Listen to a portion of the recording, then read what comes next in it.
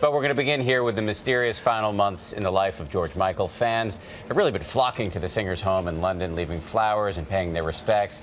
His home was where the star was found dead on Christmas Day. And ABC's TJ Holmes is here with the latest on who found him. TJ, good morning. Dan, good morning to you. And as a lot of us are still streaming nonstop, right? George Michael songs. A lot of people still dealing with that shock and sadness of his death.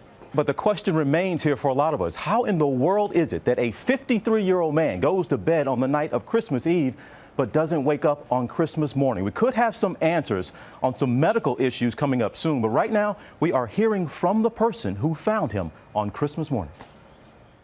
More details this morning about the circumstances surrounding George Michael's death. A tweet from Fadi Fawaz, Michael's reported boyfriend, says he found the singer's body.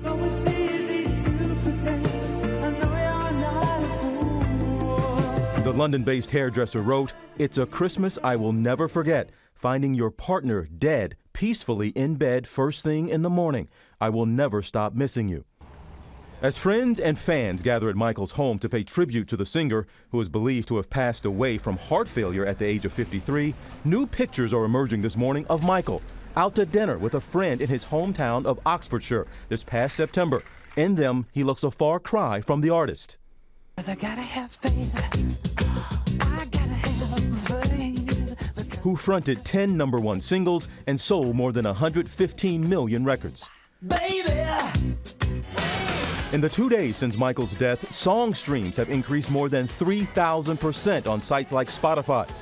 His 1987 album Faith is now in the top 5 albums in the U.S.